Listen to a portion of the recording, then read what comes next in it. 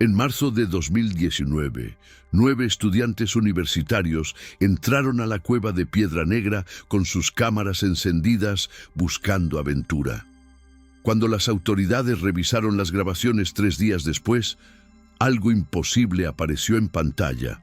10 personas caminando por los túneles. La 10ª figura nunca fue identificada y de los 9 estudiantes solo regresaron 6. Esto es lo que la evidencia revela y lo que las familias aún se niegan a creer. Bienvenidos a Ecos del Silencio, donde cada historia deja una huella imborrable. Si te fascinan los misterios sin resolver, suscríbete a nuestro canal y activa las notificaciones, porque lo que descubriremos hoy podría cambiar tu perspectiva sobre lo que realmente sucedió en esas profundidades. La Universidad Nacional de San Marcos tenía un club de espeleología reconocido por sus expediciones seguras y bien planificadas. Durante 15 años, habían explorado más de 40 cuevas sin un solo incidente grave. Sus miembros eran estudiantes de geología, biología y ciencias ambientales, todos con experiencia previa en montañismo y exploración subterránea. El grupo estaba dirigido por Carlos Mendoza, un estudiante de último año con certificaciones internacionales en rescate en cuevas.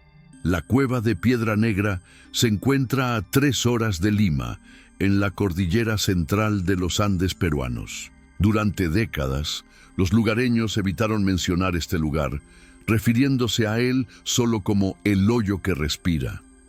Los ancianos contaban historias sobre voces que salían de las profundidades durante las noches sin luna, y sobre excursionistas que entraban pero nunca salían completamente iguales. Sin embargo, para marzo de 2019, estas leyendas habían quedado relegadas al folclore local, y la cueva había sido oficialmente mapeada por el Instituto Geológico como un sistema de túneles naturales de mediana complejidad.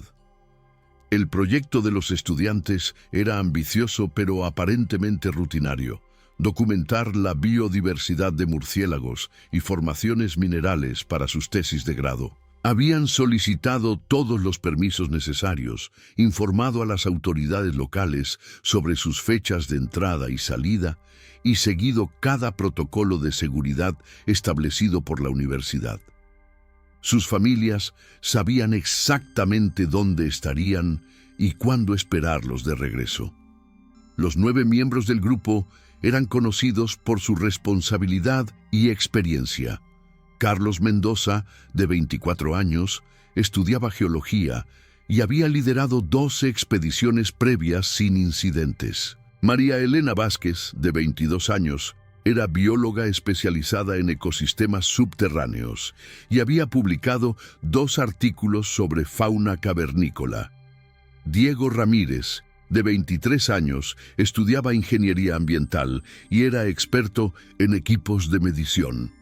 Los otros 6 miembros tenían entre 20 y 25 años, todos con al menos 2 años de experiencia en espeleología. Cada estudiante llevaba equipo personal que incluía casco con lámpara LED, cuerdas de seguridad, arneses profesionales y dispositivos de comunicación de emergencia.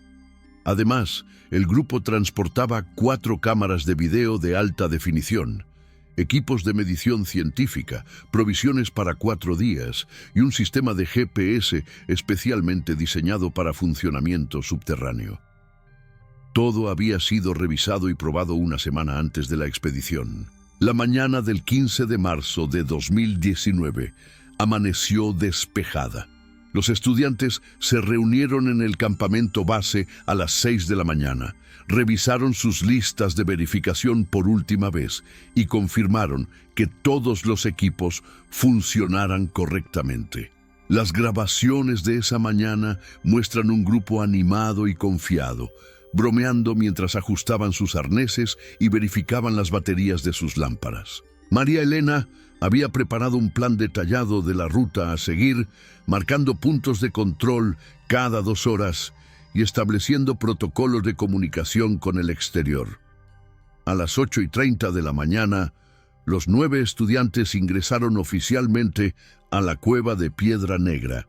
La entrada principal es una abertura natural de aproximadamente 3 metros de alto por 2 de ancho, que se estrecha gradualmente hasta formar un túnel descendente.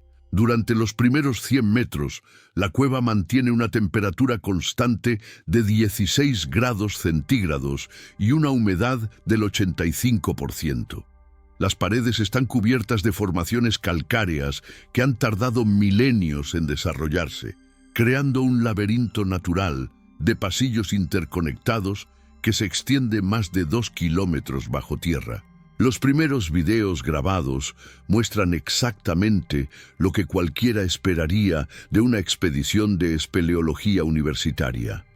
Estudiantes entusiasmados documentando formaciones rocosas, midiendo temperaturas y humedad, recolectando muestras de agua subterránea y registrando la ubicación de colonias de murciélagos. Carlos mantenía un registro verbal constante de su ubicación y hora, mientras María Elena fotografiaba especímenes de insectos y plantas adaptadas a la oscuridad. Todo procedía según lo planificado. Sin embargo, algo comenzó a cambiar sutilmente durante las primeras 2 horas de grabación. En retrospectiva, los expertos que analizaron las cintas notaron pequeños detalles que pasaron desapercibidos en el momento. Ecos que no correspondían exactamente al número de voces presentes, sombras que parecían moverse independientemente de las fuentes de luz, y ocasionalmente un 10º par de pasos audible en el audio cuando todos los estudiantes estaban claramente visibles y en silencio. A las 10:45 de la mañana, Diego Ramírez comentó casualmente que sentía como si alguien más estuviera caminando detrás del grupo. Sus compañeros lo tranquilizaron explicando que los ecos en las cuevas pueden crear ilusiones auditivas, especialmente en formaciones rocosas complejas como las de Piedra Negra. María Elena añadió que había estudiado este fenómeno en otras expediciones y que era completamente normal experimentar sensaciones de presencia adicional en espacios subterráneos prolongados. La primera anomalía visual apareció a las 11:12 de la mañana. En una toma panorámica que Carlos estaba grabando para documentar una cámara particularmente impresionante. La cámara capturó brevemente una 10ª silueta al fondo del grupo. La figura aparece por menos de 3 segundos, parcialmente oculta por una formación rocosa, pero claramente distinguible como una persona caminando en la misma dirección que los estudiantes. Cuando los investigadores analizaron esta secuencia frame por frame, confirmaron que todos los 9 miembros oficiales del grupo estaban visibles en la misma toma, haciendo imposible que la 10ª figura fuera uno de ellos. Lo más perturbador de esta primera aparición es que ninguno de los estudiantes la notó en el momento. Sus conversaciones continuaron normalmente, sin indicios de que hubieran visto o sentido algo fuera de lo común. La 10ª figura camina con naturalidad. Mantiene el mismo ritmo que el grupo y parece llevar equipo similar al de los estudiantes. Su postura y movimientos son completamente humanos, descartando cualquier explicación relacionada con formaciones rocosas o ilusiones ópticas. Durante los siguientes 40 minutos, las grabaciones muestran al grupo explorando una serie de túneles laterales que se ramifican desde la cámara principal. María Elena había identificado estas ramificaciones como potenciales hábitats de especies endémicas, y el plan era documentar cada una sistemáticamente antes de continuar hacia las secciones más profundas de la cueva.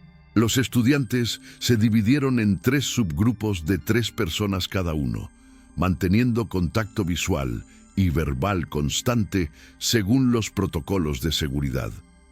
Fue durante esta exploración compartimentada cuando la 10ª presencia comenzó a manifestarse de manera más evidente. En las grabaciones del subgrupo, liderado por Diego Ramírez, se puede escuchar claramente una voz adicional respondiendo a preguntas que ninguno de los 3 estudiantes visibles había formulado. La voz es masculina, joven, y habla con un acento peruano similar al de los miembros del grupo. Responde con conocimiento específico sobre formaciones geológicas y técnicas de espeleología, sugiriendo que pertenece a alguien con experiencia en exploración subterránea. Lo más inquietante es que los 3 estudiantes del subgrupo parecen interactuar naturalmente con esta voz invisible. Asienten cuando la voz hace comentarios, esperan sus respuestas e incluso le piden opiniones sobre sus observaciones científicas. Sin embargo, cuando posteriormente fueron entrevistados por las autoridades, los 3 negaron categóricamente haber escuchado cualquier voz adicional durante la expedición. Sus testimonios fueron consistentes. Recordaban haber hablado solo entre ellos durante toda la exploración de los túneles laterales. A las 12:30, los 3 subgrupos se reagruparon en la cámara principal para almorzar y revisar sus hallazgos. Las grabaciones de este momento muestran a los 9 estudiantes sentados en círculo, compartiendo comida y agua y discutiendo entusiasmadamente sobre los especímenes y formaciones que habían documentado. Sus conversaciones son técnicas pero relajadas, sin ninguna indicación de tensión o preocupación. Todos parecen estar disfrutando genuinamente de la experiencia. Sin embargo, un análisis cuidadoso de esta secuencia revela detalles perturbadores. Cuando los estudiantes distribuyeron la comida, María Elena separó automáticamente 10 porciones, a pesar de que solo había 9 personas presentes. Cuando Diego le preguntó por qué había apartado comida extra, María Elena pareció confundida por un momento. Luego se encogió de hombros y dijo que había calculado mal las cantidades. Guardó la porción adicional en su mochila sin pensarlo más. Más adelante, durante el almuerzo, Carlos mencionó que habían hecho excelente tiempo, considerando que eran un grupo grande. Cuando uno de sus compañeros le recordó que solo eran 9 personas, Carlos asintió, pero inmediatamente añadió que 10 no es realmente un grupo grande para una cueva de esta magnitud. La contradicción pasó desapercibida para todos los presentes, incluyendo el mismo Carlos. Después del almuerzo, el grupo se preparó para descender hacia las secciones más profundas de la cueva. Según su plan original, esta fase de la exploración los llevaría a cámaras que no habían sido visitadas por ninguna expedición previa. Territorio completamente virgen donde esperaban hacer sus descubrimientos más significativos. Los estudiantes revisaron sus equipos, confirmaron que todas las baterías estuvieran cargadas y establecieron nuevos puntos de control para comunicación con la superficie.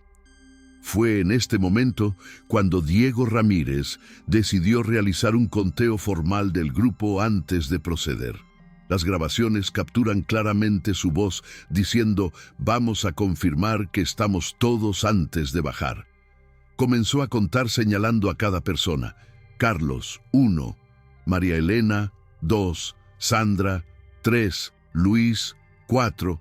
Pedro, 5. Ana, 6. Roberto, 7. Carmen, 8. Yo, 9. Hizo una pausa, miró alrededor del círculo y añadió: «Y Miguel, 10. Perfecto, estamos todos». El problema es que nunca hubo un 10º miembro llamado Miguel en el grupo original. Los registros universitarios, los permisos de expedición y todos los documentos oficiales confirman que solo 9 estudiantes fueron autorizados para esta exploración. Sin embargo, en las grabaciones, todos los estudiantes asienten cuando Diego menciona a Miguel como si su presencia fuera completamente natural y esperada. Inmediatamente después de este conteo, las cámaras capturaron la imagen más clara de la 10ª figura hasta ese momento. Durante aproximadamente 8 segundos, una persona adicional es completamente visible en el encuadre, de pie junto al grupo y aparentemente preparándose para el descenso como todos los demás. La figura lleva el mismo tipo de casco y equipo que los estudiantes, tiene aproximadamente la misma edad, y su postura y expresiones faciales son completamente normales. Los expertos en análisis de video que examinaron esta secuencia confirmaron que la imagen no muestra signos de manipulación digital. La iluminación, las sombras y la perspectiva son consistentes con una persona real presente en la escena. La calidad de la grabación permite distinguir detalles específicos: el color de su casco, azul, el modelo de su arnés, idéntico al usado por los otros estudiantes, e incluso una marca específica en su guante izquierdo.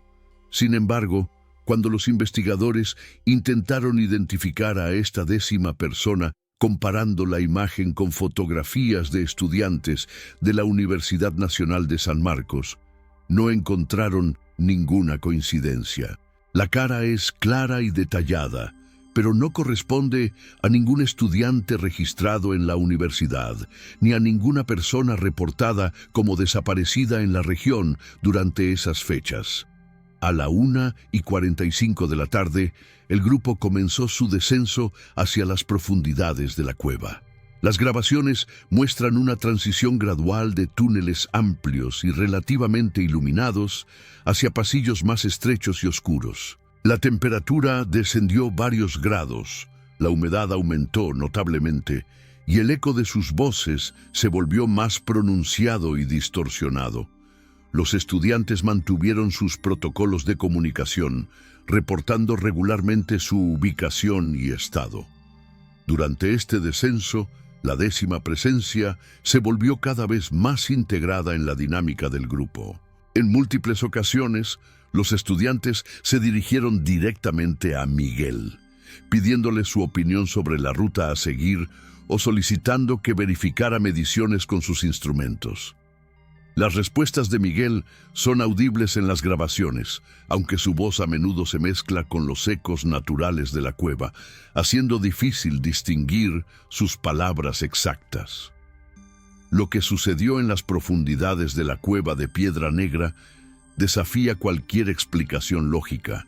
A las 2:20 de la tarde, cuando el grupo había alcanzado una profundidad de aproximadamente 300 metros bajo la superficie, las grabaciones comenzaron a mostrar anomalías que van más allá de la simple presencia de una 10ª persona.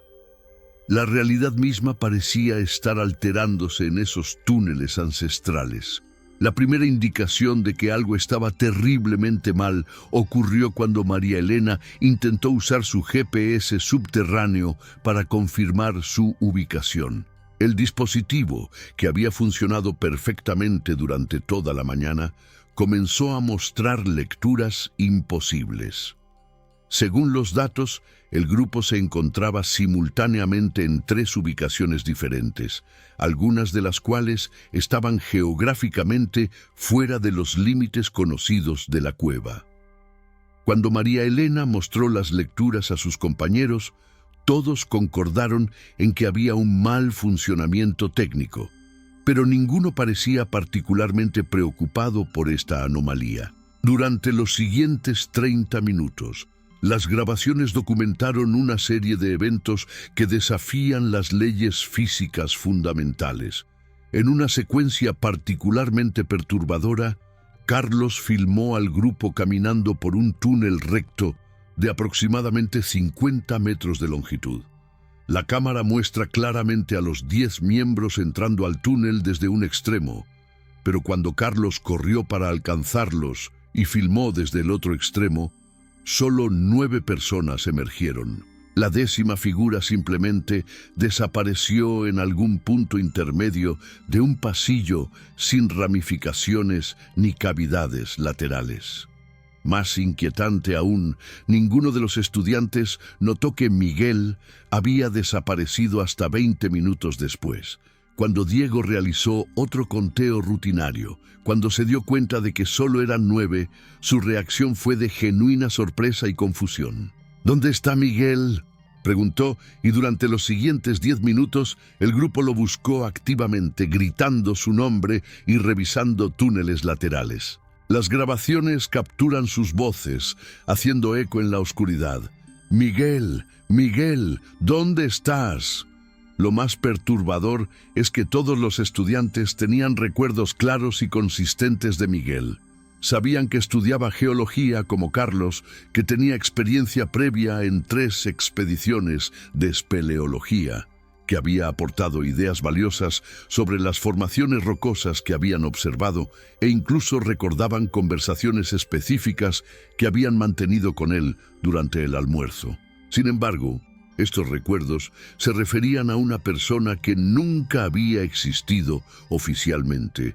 Después de buscar infructuosamente durante casi 1 hora, el grupo decidió continuar con la exploración, asumiendo que Miguel había regresado a la superficie por alguna razón personal.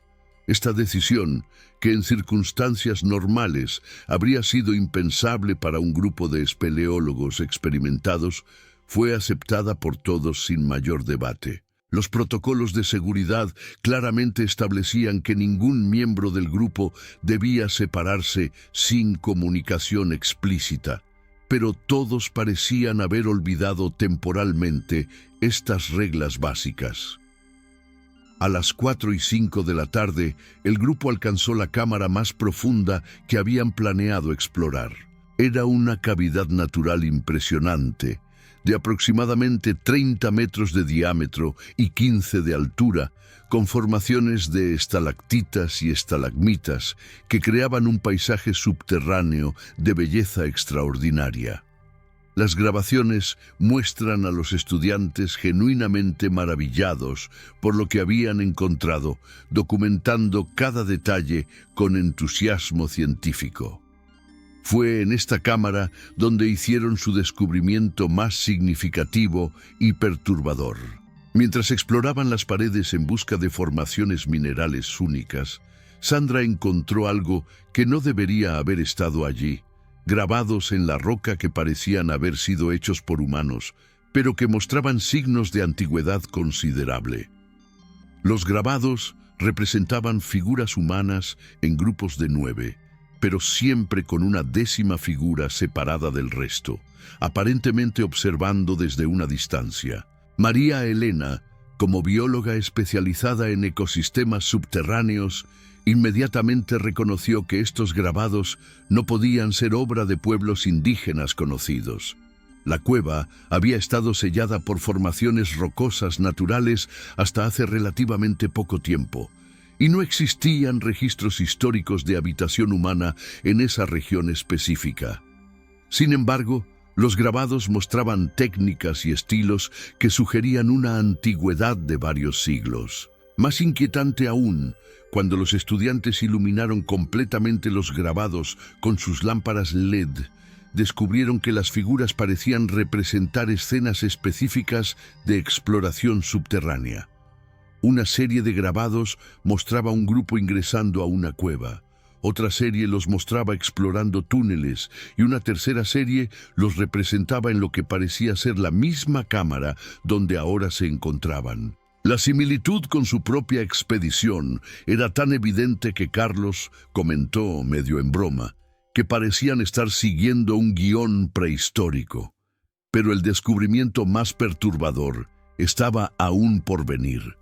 En la pared opuesta a los grabados, Luis encontró algo que los dejó completamente desconcertados. Equipos de espeleología modernos, parcialmente enterrados en formaciones rocosas que tardaron milenios en desarrollarse. Entre los objetos había un casco con lámpara LED idéntico a los que usaban, cuerdas de seguridad del mismo material y marca que llevaban en sus mochilas, y fragmentos de una cámara de video de un modelo que había sido descontinuado apenas 5 años antes. El análisis posterior revelaría que estos objetos habían estado integrados en las formaciones rocosas por un periodo imposible de determinar, pero que claramente excedía cualquier marco temporal lógico. Las pruebas de carbono 14, realizadas en fragmentos orgánicos encontrados junto a los equipos, arrojaron fechas contradictorias que oscilaban entre 50 y 500 años de antigüedad. Resultados que los científicos simplemente no pudieron explicar. Durante la hora siguiente, mientras documentaban estos hallazgos imposibles, los estudiantes comenzaron a experimentar fenómenos que desafiaron su comprensión de la realidad. Sus relojes empezaron a mostrar horas diferentes sin explicación aparente. Las brújulas giraban aleatoriamente sin indicar una dirección consistente. Las cámaras de video ocasionalmente grababan sonidos que no correspondían a nada que estuviera ocurriendo en el momento, incluyendo voces que hablaban en idiomas que ninguno de los estudiantes reconoció. A las 5:30 de la tarde, según el reloj de Carlos, aunque los otros relojes mostraban horarios que variaban hasta en 2 horas, el grupo decidió que era momento de comenzar el regreso a la superficie. Habían documentado descubrimientos extraordinarios que revolucionarían la comprensión científica de la región, pero también se sentían cada vez más inquietos por las anomalías que habían experimentado. Fue durante este momento de preparación para la salida cuando Miguel reapareció. Sin ninguna explicación sobre dónde había estado durante las últimas 3 horas. Simplemente se materializó en la cámara como si hubiera estado allí todo el tiempo. Los estudiantes lo recibieron con naturalidad, preguntándole casualmente si había encontrado algo interesante en su exploración solitaria. Miguel respondió que había estado documentando formaciones en túneles laterales, pero cuando le pidieron que mostrara sus grabaciones, explicó que su cámara había tenido problemas técnicos. La reintegración de Miguel al grupo fue tan fluida y natural que, observando las grabaciones posteriormente, resulta imposible determinar el momento exacto de su reaparición. Un momento el grupo contaba con 9 miembros, y al siguiente eran 10 nuevamente, sin transición visible ni explicación lógica para el cambio. El regreso a la superficie se convirtió en una pesadilla que ninguno de los estudiantes podría haber anticipado. Lo que había sido un descenso ordenado y sistemático de 6 horas se transformó en un laberinto temporal y espacial donde las leyes físicas parecían no aplicar. Las grabaciones de las últimas horas en la cueva de Piedra Negra documentan eventos que los investigadores aún no pueden explicar completamente. A las 6:45 de la tarde, cuando llevaban más de 1 hora intentando encontrar la ruta de regreso, los estudiantes se dieron cuenta de que estaban completamente perdidos. Los túneles que habían marcado cuidadosamente durante el descenso habían cambiado de alguna manera imperceptible, pero fundamental. Los puntos de referencia que María Elena había fotografiado ya no estaban donde deberían estar, y las marcas de tiza que habían dejado en las paredes habían desaparecido sin rastro. Diego intentó usar su mapa detallado de la cueva para orientarse, pero descubrió que la topografía ya no coincidía con lo que estaban observando. Túneles que según su mapa deberían continuar recto terminaban abruptamente en paredes sólidas. Cámaras que habían documentado durante el descenso simplemente no existían cuando intentaron localizarlas nuevamente. Era como si la cueva misma estuviera reconfigurándose continuamente, manteniendo solo una apariencia superficial de familiaridad. Las grabaciones de este periodo muestran una escalada gradual de ansiedad entre los estudiantes. Carlos, como líder del grupo, intentaba mantener la calma y seguir procedimientos lógicos de navegación subterránea, pero incluso él comenzó a mostrar signos de desesperación cuando sus técnicas más confiables fallaron repetidamente. María Elena, Normalmente la más analítica del grupo empezó a proponer teorías cada vez más irracionales sobre lo que les estaba sucediendo. Fue durante esta fase de creciente desesperación cuando la 10ª presencia comenzó a comportarse de manera diferente. Mientras que durante el descenso, Miguel había sido una compañía reconfortante y conocedora, ahora parecía estar guiando sutilmente al grupo hacia túneles cada vez más profundos y desconocidos. Sus sugerencias sobre direcciones a tomar siempre los alejaban de cualquier ruta que pudiera llevarlos hacia la superficie. A las 8:15 de la noche, cuando la oscuridad total había caído sobre la superficie y las baterías de sus equipos comenzaban a agotarse, los estudiantes tomaron una decisión desesperada. Decidieron dividirse en 3 grupos de 3 personas cada uno para cubrir más terreno en la búsqueda de una salida. Esta decisión violaba todos los protocolos de seguridad que habían aprendido, pero el pánico había comenzado a superar a la lógica. Lo que sucedió durante las siguientes 2 horas permanece parcialmente documentado gracias a las múltiples cámaras, pero las grabaciones se vuelven cada vez más fragmentadas y difíciles de interpretar. Los 3 subgrupos se adentraron en diferentes secciones de la cueva, mantuvieron contacto por radio durante los primeros 30 minutos, pero luego comenzaron a experimentar interferencias que hicieron imposible la comunicación.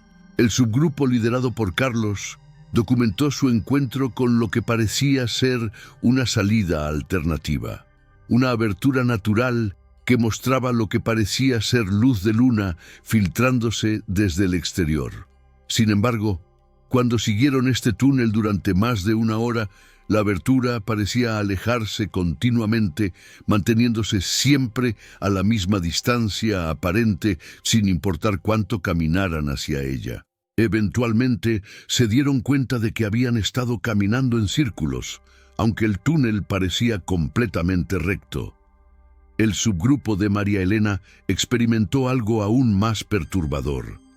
Sus grabaciones muestran que comenzaron a encontrar evidencias de ocupación humana reciente en secciones de la cueva que supuestamente nunca habían sido exploradas.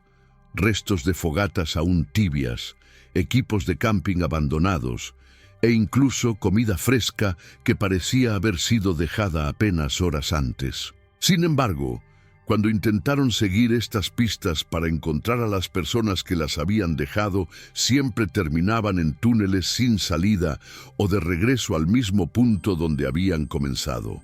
El tercer subgrupo, liderado por Diego, hizo el descubrimiento más inquietante de todos. En una cámara que ninguno de ellos recordaba haber visitado anteriormente, encontraron equipos de filmación profesional aparentemente abandonados, pero aún funcionando. Las cámaras estaban grabando continuamente, y cuando revisaron las cintas, descubrieron grabaciones de su propia expedición desde ángulos que ninguna de sus cámaras personales había capturado. Era como si alguien más hubiera estado documentando su aventura desde el principio, desde posiciones imposibles que requerían conocimiento previo de sus movimientos exactos. A las 10:30 de la noche, los 3 subgrupos se las arreglaron para reagruparse en la cámara principal donde habían almorzado horas antes. Sin embargo, cuando hicieron el conteo, solo había 9 personas presentes. Miguel había desaparecido nuevamente, pero esta vez su ausencia fue inmediatamente notoria. Los estudiantes tenían recuerdos claros de él separándose de cada uno de los 3 subgrupos en diferentes momentos, pero ninguno recordaba exactamente cuándo o por qué. Fue en este momento de reunión desesperada cuando hicieron su último descubrimiento significativo. En una pared de la cámara que habían examinado meticulosamente durante el almuerzo, ahora había un mensaje grabado en la roca con herramientas modernas. El mensaje, escrito en español contemporáneo, decía simplemente: «Los que buscan la verdad la encontrarán, pero el precio es más alto de lo que pueden imaginar. Miguel. Las grabaciones muestran la reacción de shock y confusión de los estudiantes al leer este mensaje. No solo confirmaba la existencia de Miguel como algo más que una alucinación colectiva, sino que sugería que su presencia había sido intencional y con propósito específico. Sin embargo, también planteaba preguntas aterrorizantes sobre la naturaleza de esa presencia y sus verdaderas intenciones. Durante las horas que siguieron, exhaustos física y emocionalmente, los 9 estudiantes finalmente lograron encontrar una ruta hacia la superficie. No fue la misma entrada por la que habían descendido, sino una abertura completamente diferente, ubicada a varios kilómetros de distancia de su campamento original. Emergieron a las 4:30 de la mañana del 17 de marzo, después de haber estado bajo tierra durante casi 20 horas. Las autoridades locales los encontraron vagando en estado de shock y deshidratación severa. Sus historias sobre los eventos en la cueva fueron inicialmente descartadas como alucinaciones causadas por privación de oxígeno y estrés extremo. Sin embargo, cuando los investigadores revisaron las múltiples horas de grabación que habían capturado, no pudieron negar la evidencia visual y auditiva de la 10ª presencia. Los análisis posteriores de las grabaciones revelaron más de 40 apariciones distintas de Miguel, cada una documentada desde múltiples ángulos por diferentes cámaras. Los expertos en efectos especiales confirmaron que las grabaciones no mostraban signos de manipulación digital. Los especialistas en psicología descartaron la posibilidad de alucinación colectiva debido a la consistencia de los detalles y la naturaleza técnica de las interacciones documentadas. 3 de los estudiantes nunca se recuperaron completamente de la experiencia. Carlos Mendoza abandonó sus estudios de geología y se mudó a una ciudad costera donde trabaja como pescador, negándose a hablar sobre la expedición. María Elena Vázquez completó su tesis, pero cambió su especialización a biología marina, evitando cualquier investigación que requiera trabajo subterráneo. Diego Ramírez desarrolló claustrofobia severa y requirió años de terapia psicológica para superar los traumas de esa noche. Los otros 6 estudiantes continuaron con sus vidas académicas y profesionales, pero todos reportan sueños recurrentes sobre Miguel y sensaciones persistentes de ser observados en espacios cerrados. Ninguno ha regresado a la espeleología, y todos evitan hablar sobre los detalles específicos de lo que experimentaron en las profundidades de Piedra Negra. La cueva misma fue oficialmente cerrada para exploración pública después de la expedición. Las autoridades citaron condiciones geológicas inestables como la razón oficial, pero los documentos internos revelan preocupaciones sobre fenómenos inexplicables que podrían poner en peligro a futuros exploradores. En 2023, 4 años después de la expedición, un equipo de mantenimiento que realizaba inspecciones de seguridad en la entrada sellada de la cueva hizo un descubrimiento que reabrió todas las preguntas sobre lo que realmente sucedió en marzo de 2019. Encontraron una cámara de video enterrada en sedimentos cerca de la entrada principal, una cámara que ninguno de los 9 estudiantes había reportado como perdida. Cuando las autoridades revisaron el contenido de esta cámara misteriosa, encontraron grabaciones adicionales de la expedición de 2019, filmadas desde perspectivas que ninguna de las cámaras oficiales del grupo había capturado. Más perturbador aún, estas grabaciones incluían secuencias donde Miguel aparece solo, sin ninguno de los estudiantes presentes, explorando secciones de la cueva y hablando directamente a la cámara en un monólogo que revelaría la verdad más aterrorizante de todas. En estas grabaciones póstumas, Miguel explica que no es exactamente lo que los estudiantes creyeron que era. Su presencia en la cueva no fue accidental ni sobrenatural en el sentido tradicional.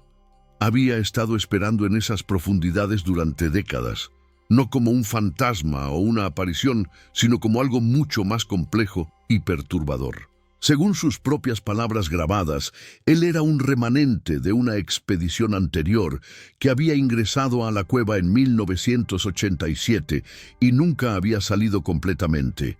Las grabaciones revelan que la cueva de Piedra Negra existe en una especie de bucle temporal, donde ciertos eventos se repiten con variaciones menores, donde personas que ingresan en determinadas condiciones pueden quedar atrapadas entre dimensiones de tiempo y espacio. Miguel había sido uno de 10 estudiantes universitarios que exploraron la cueva 32 años antes, pero algo en esas profundidades había fragmentado su existencia, permitiéndole existir simultáneamente en múltiples períodos temporales.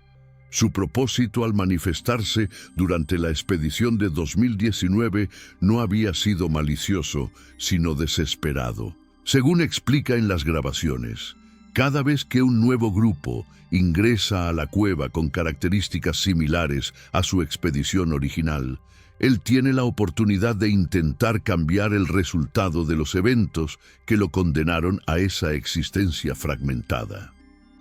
Los 9 estudiantes de 2019 representaban su mejor oportunidad en décadas de encontrar una forma de escapar de su prisión temporal.